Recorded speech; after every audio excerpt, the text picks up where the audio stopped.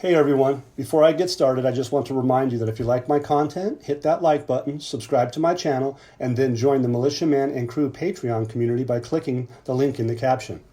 Hey, good evening everybody. It's Thursday. You're with Militiaman and Crew, and I just want to say hello and want you guys to hope and pray that things go well. There's a lot of people in this world that are struggling today, and we all know that. But one of the things that we keep doing all along the way is to keep working to give hope and show what is going on in our Iraq study.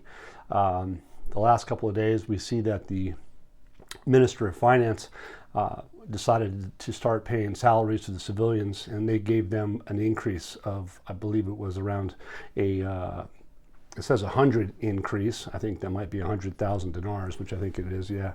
And so they decided to do that, and they were going to do it electronically. So they're going to start financing these salaries for the retirees, the civilian and military. And the bottom line is, which is interesting about this, is that it's via electronic payment, and basically a notification through text message that they could stop into the bank branches and ATM outlets and be able to get that kind of money. It's not a whole lot of money, 100,000 dinars at 1310 isn't a lot of money, but the bottom line is that it's almost like a test that they're doing, and they started that on the 1st, and today's the 2nd, so we'll see how that goes. One of the things that, just to back up or to get to, that we're going to go through this as an outline in Patreon and in our Discord room, is where all this material comes from. Our crew members go over it, I go over it, analytical forum, the Discord chat room, bounce things around. We post all the news in the Discord chat room. Much of it goes into the forum. But that's where all this is derived from, and so you can find all these articles. If I give you enough information, you should be able to find them quite simply by using some of the language that I use, buzzwords, in the search menu, okay? Or you just scroll down. Just keep scrolling and scrolling and scrolling, and you're going to find that there's a lot of data with the Patreon.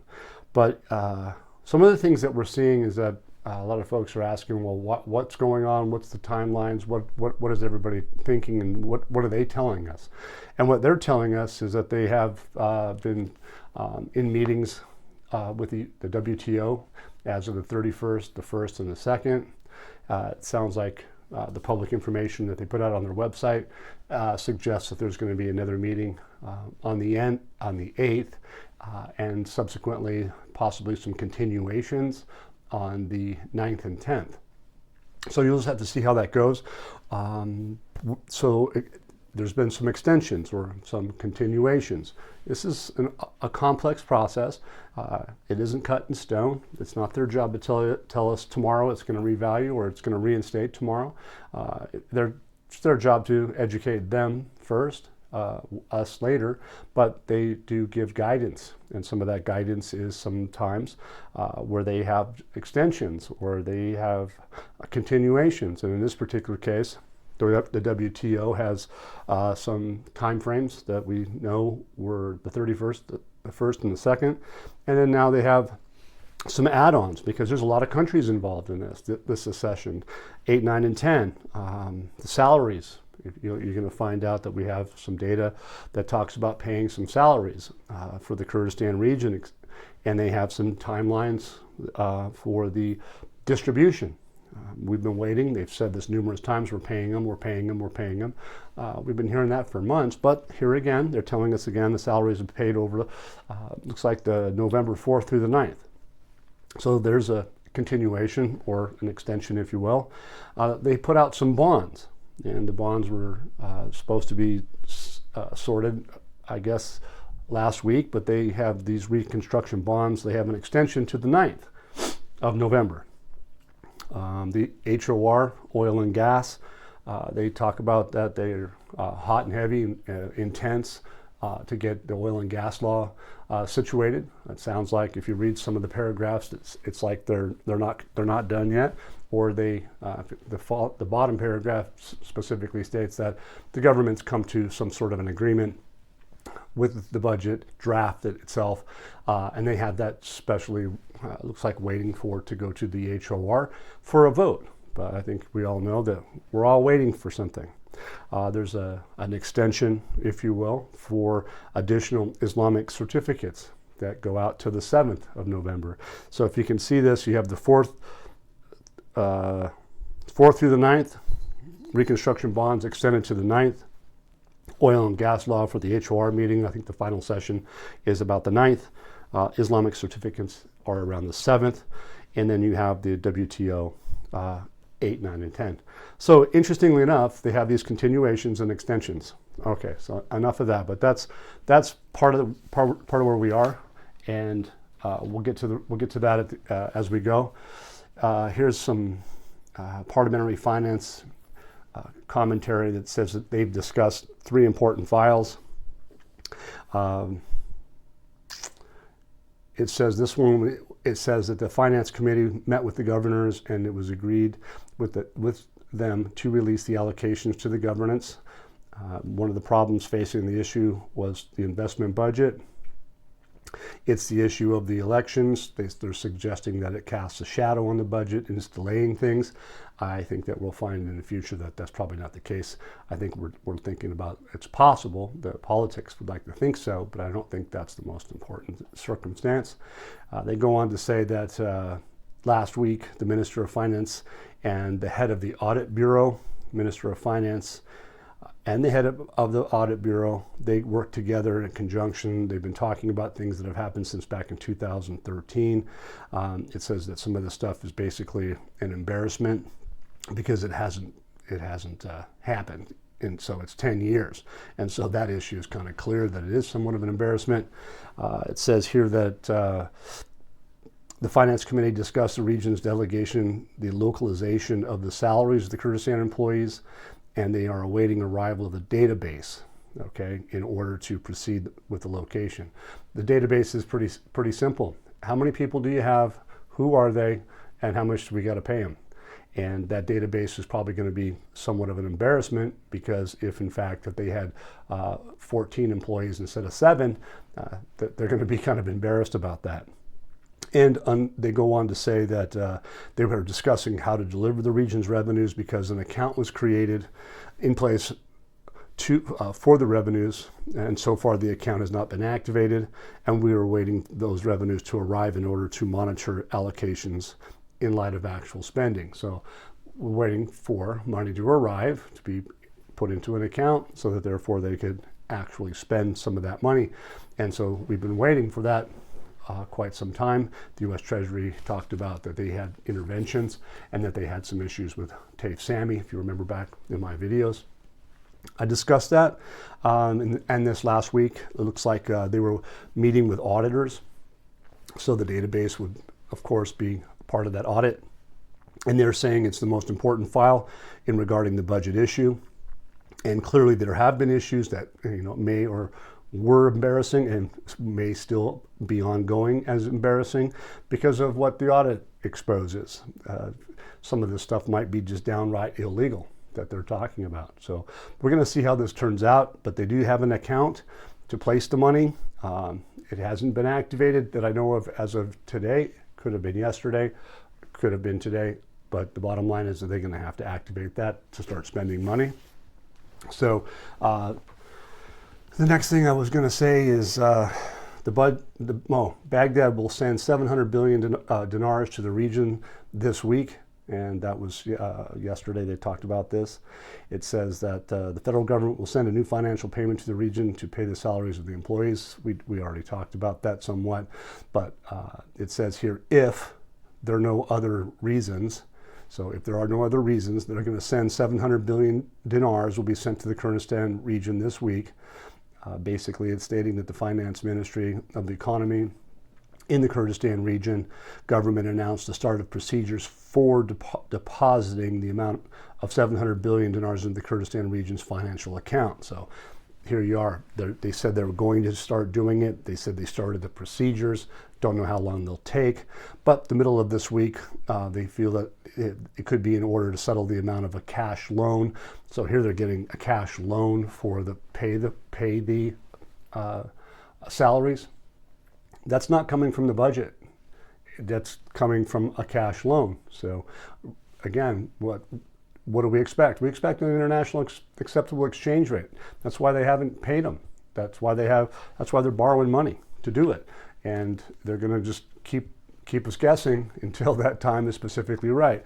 Back to the beginning, they have extensions. They have all these different dates for all these different things to happen that are all reliant on an international acceptable exchange rate, in my opinion.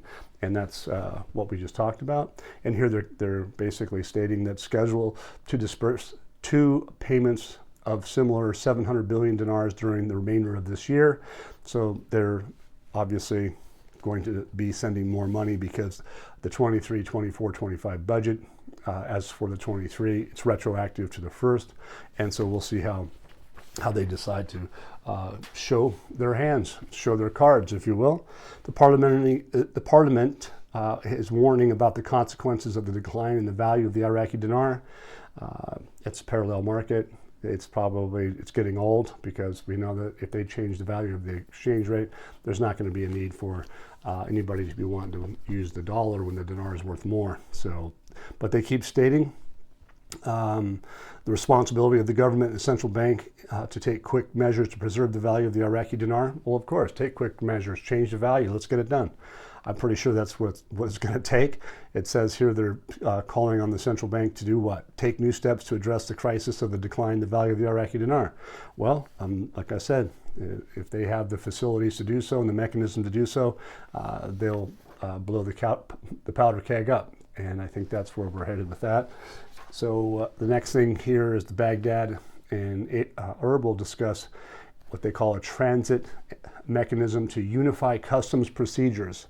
I think you saw on the 22nd of last month that Al-Sudani said, hey, on the 15th, we got things to take care of. One of those things that we need to do is the customs and banking. And we saw on the 22nd that they unified the customs procedures, and they went electronic, and they had international ports, even international airport in Kirkuk. Everybody, all ports and borders were hooked up electronically. So here they're talking about the Ministry of Finance, Taif Sami, the Director General of the Authority of the Federal Customs, Director General of the Kurdistan region, and then accompanying delegations at the headquarters and the authority of the capital of Baghdad. And the most important topics they talked about were joint files related to customs work were discussed. They talk about shipments, transit, overcoming obstacles, all of those things that need to be taken care of. They're talking about avenues and mechanisms for unifying the customs procedures, exchanging information, and developing the capabilities of employees throughout their involvement in training horses were also discussed. So, ongoing process, everything's going to be relatively new. It's going to be different. It's going to be electronic. They're going to use all kinds of integrated, modernized facilities, and so training is going to be an ongoing process. So that's pretty interesting to see. And they just basically wanted to reiterate the continuation of joint cooperation between the region and Baghdad is ongoing, and they're diagnosing any obstacles and will work to resolve those. So that's back to square one. They're getting ready to go electronic. So here's another thing. It says at the sidebar, because they said 700 billion. Here's an article that says they're getting 200 billion. There's another article I just didn't quite get to today, but they talk about 450 billion dinars. The bottom line is that the region is going to get paid salaries. They have the extension of these salaries. The quote here is the ministry added the distribution of employees' salaries for the month of August will begin from Saturday, November 4th, and end on Thursday, the 9th of the same month. And the gal says these salaries are distributed in the amount sent in addition to internal revenues. So they're a little bit vague. Are they just salaries? Are they also expenses for internal or from internal revenues? We're going to have to wait and see. But here again, this is an article that basically shows that they are having extension for the salaries again. So let's see, we're moving on to the electronic systems. It says here that Iraq launches the Visa Direct service to combat corruption and illicit funding. Well, we all know that there's been a lot of corruption at the borders and ports, and when they go live with electronic systems, it's basically going to help curb corruption, have transparency. So in this particular case, it has to do with the Kurdistan region is in a bid to curb money laundering, illicit funding, and the smuggling of dollars out of the country, primarily to Iran. The Visa Direct services were announced in Baghdad earlier this week. There's different MasterCard, Visa card, different systems, but in this particular case, they're focusing in on the Visa Direct. I think there's one called NEO, N-E-O, but the bottom line is that this particular article is talking about the Visa Direct, where money transfer services are aimed at transforming global money movements between Iraq and the rest of the world. I mean, that's global money movement, and that's talking about what we expect, an international exchange rate to facilitate international trade, not without an international acceptable currency. Is that going to happen? In my view, this represents a remarkable development at this time. The Iraqi Prime Minister is pleased because the system and program introduced by the FIB, which is the first Iraq bank, and Visa Global working together, that are just moving forward to alleviate anything that happens with terrorist activities or illicit purposes. They're trying to avoid that. Obviously, the Iraqi central government is actively pursuing an e-economy. We've been hearing about this for years. E-economy, e-government, partnering with companies to transition from the traditional paper-based economy to an electronic one. And the central bank's current plan of focus is enabling the government to adopt an e-payment methods, reducing the reliance on paper currency, and transitioning to an e-economy. There you go. So they're going to go from a less paper to more digitized system. And it says here that while Visa and MasterCard are currently in use with Iraq, there is a need to promote their efficient, transparent, and cost-effective online usage for international transactions. That's pretty heavy comment right there. Cost-effective online usage for international transactions. I don't know what else to say. It's looking good. And who's the person talking about it? Moshan Alak, the governor of the Central Bank of Iraq. That's who stated that. So they're basically stating that in just one case alone, there's over 300,000 individuals that receive electronic payments through just the civil servants alone. So there's so much going on that's outside of what we see on a daily basis. And it says Visa Direct will undoubtedly contribute to extending the advantages of electronic payments for all. And the cool thing is that not only are they working with over 5 billion users globally, enabling the exchange of money in more than 160 different currencies. I think that's pretty powerful. 160 different currencies. So multi-currency accounts or multi-currency cards are going to be part of the future. And I think that's a phenomenal situation in and of itself. And then we move to this. It looks like there's support. You know, Iraq has been reaching out for support. They've reached out to the World Bank.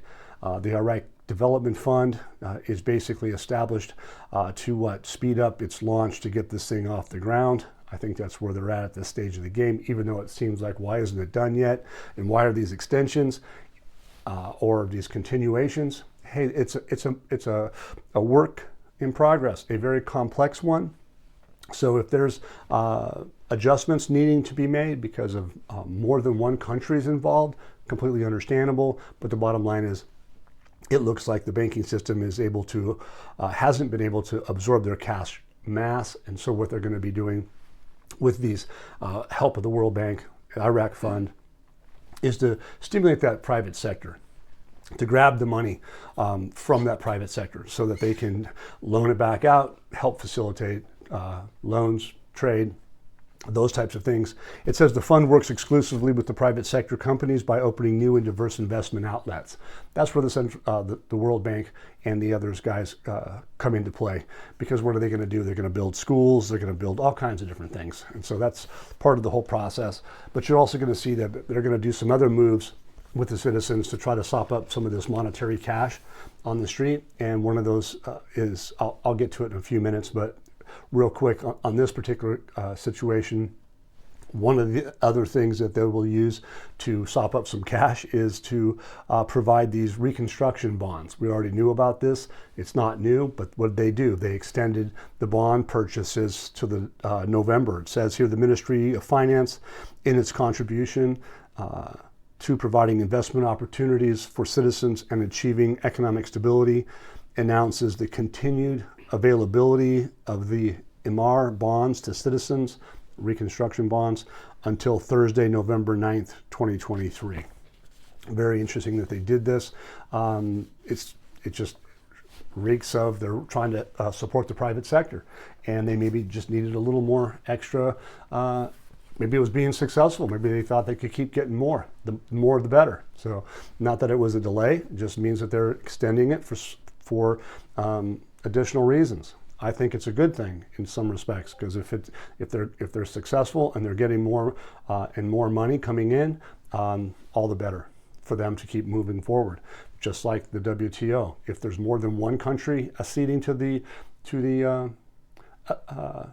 WTO, if there's 2, 3, 4, 5, 6, 7, 8 different countries, and they're going to need more time. If they weren't expecting 8 to be at that state of play that they used, then it might take more time, which is logical. So let's watch this work out. It's really fascinating. I think it's historic. Obviously, Al-Sudani today was talking to issuing directives to the service effort team and stresses checks on projects. Basically, what's he doing? He's making sure that things are in order and all the checks and balances for all the projects that are underway, ongoing, are up to snuff. And they go on to another article that's really fascinating too. Not 100% sure exact what they're meaning here, but the implications lead me to believe that it's a little more important than just something to just throw away to the side and not worry about. It says the Interior announces zeroing of the accumulated unified national cards position in all departments. So zeroing cards out, okay, the unified national cards. The Ministry of Interior announces today, Thursday, the zeroing of the position of unified national cards accumulated in all departments in Baghdad and the governments. So all over the country, they zeroed out the cards. The Director of Relations of the Media talked to Major General Khalid Al-Muhanna and indicated that the national card is at a third of what it was spent years ago. In the unified national card has been printed recently, so they've added on all kinds of new cards. They've shipped them out in the millions, and basically he stated that all the accumulated cards were zeroed and problems were resolved with the contracting parties, so they had to make sure everything's up to snuff, and the citizen began to complete his treatment in some departments of the Ministry of Interior within hours or minutes due to electronic governance. So in other words, they've upgraded the cards, they've got things moving. It's not taking days or weeks, it's taken hours or minutes. So it looks like they've got things sorted, and they're basically going to be making things fast, efficient, and transparent, and all electronic at this time. It's brilliant. All the stuff that we're seeing is everything's coming together and quite quickly. This particular article has the, again, back to Visa Direct. There was the advisor, Mohammed Saleh. He's talking about a speech that he did for Mohammed Shia al-Sudani, which is the prime minister. Some of the things that they were talking about was direct money transfer services for the bank's customers in Iraq that were launched digitally for the first time through a special application. Each customer in the First Bank of Iraq can transfer up to so many millions of dinar daily, or 13 million dinars per month. But basically they're stating it's going to be calculated at the official exchange rate. They've come to say that The ministerial program attaches importance in the development of digital payment systems in our country. Well, of course, it's going to be important because that's their focus. The whole country is going to be going a lot more, less paper, more digital. And it says that the need has become in accordance with the vision of the government program to make more urgent, concerted efforts than ever. That's a powerful statement. They're going to be doing things that they've never done before. It's needed for a strategic approach that takes a comprehensive view of the system and sustainable profitability with the perception of appropriate roles for all stakeholders. And this is what the Iraq Payments Council at the Central Bank of Iraq and the team for the development of electronic payment systems and the Prime Minister are working on at this time. So, more concerted, urgent effort than ever before. And who is this coming from? In turn, it looks like Central Bank Ali Alak has stressed that the transition from the monetary economy to the digital economy is a major task in a country that is also late in keeping with pace in the developments of the field of financial technologies. While Iraq was back in kind of the Stone Age, they've moved in leaps and bounds to get to where they are today. And this quote is definitely a big one. It is, the world is heading for very rapid changes, and the financial and banking sector is the key. Pace and follow these developments and tries to invest them more than the rest of other sectors, knowing that the financial and banking sector is based on speed, accuracy, costs, financial refinements, and those are the things that can provide the financial sector with many advantages. So obviously we're seeing this come to fruition, even if it looks bleak or black. Things are happening that are on the banking side of things at a phenomenal level. It's coming to the end. He says that the Visa Direct tool came at a time when we need more tools that facilitate the transfers, especially simple transfers for the citizens, and that relate to just basic day-to-day aspects. And here he goes on and says the tool facilitates the demand for foreign currencies, okay? Not just the dinar, not just the dollar, but other foreign currencies, and we're trying to expand access to these currencies in a way that this tool will provide. Earlier I told you, they're talking about 160 currencies. That's what they said. It's not my words, but that's what they're talking about. That is a lot. That's phenomenal. So that means what? Iraq's going to be going international with up to 160 currencies. The issue of foreign transfers and the sale of dollars and the exchange rate are intrinsically linked in the employment as of many electronic tools as possible. So they want to have as many tools in their quiver to keep this process working smoothly and working with anybody and everybody that wants to come into do business with Iraq around the world. And that's a big deal. It says here, Visa's North Africa Regional Vice President Director Leila Saran announced that the Visa will soon have an official office in Iraq, and noted that the Visa Directorate service is used in 200 countries, and again, with more than 160 currencies. Okay, come here. Oh, you got caught on that. Sorry about that, kiddo. Last thing on this one, basically the development of the country in the financial banking field that is important for all of the Iraqi economy. So wow, 200 countries, 160 currencies involved is phenomenal. And basically, the last thing I'm going to say is that you guys, we've been down this road.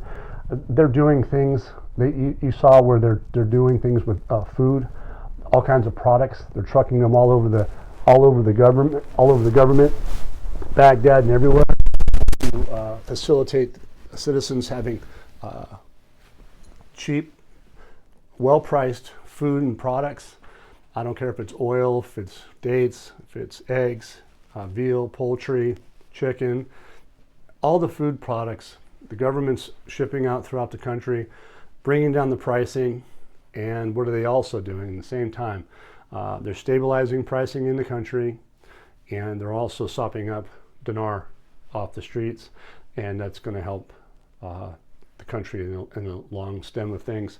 And there was one more comment on that I think is interesting. It is about the monetary mass.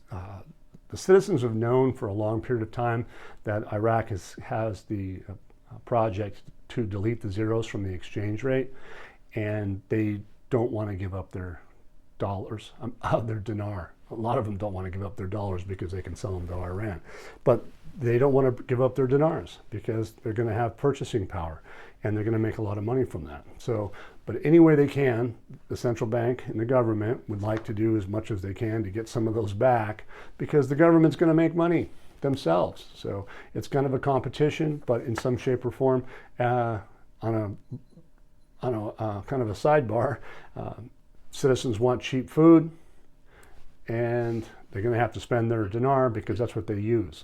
So all in scheme of things, it's a win-win situation for everybody. But at the bottom line, at the end of the day, whoever's left with a few extra dinar in their pocket, it's going to turn out to be good.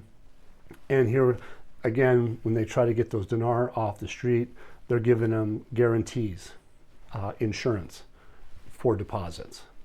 And that's what we're seeing, and that's why we're seeing the banks on the ISX stock exchange generating a lot of profit, and they're generating a lot of value in their share price. And there was an article out today, which I didn't cover, but it is about the rabies security. It's got a new platform, or a newer platform from 2022. They're showcasing it today so that each and every one of us may have that opportunity to be able to internationally go in and invest in the ISX. So that's something everybody should take into consideration on your own, and seek advice. And even if you decide to go to rabies, I think it's RABEES or RABEE, online, you can figure this out on your own. So enjoy. So for all of you that have been with me for a long time, you probably heard this before, but the new folks, just hit that like button if you like what you're hearing. If you want to subscribe to my channel on YouTube, come into the forum, be part of Discord. Love to have you. And there's also those options to keep this content going by helping with the donations through Zelle, Venmo, and or PayPal. So I thank you guys. Once again, guys, don't forget to hit that like button if you like this content. Subscribe to the channel or join us at the Militia Man and Crew Patreon community for even more exclusive content. You can also donate to this channel by hitting the links in the banner to help keep this page up and running. Your generous support is greatly appreciated, as always. Much, much appreciated. Thank you so much, and have a great day.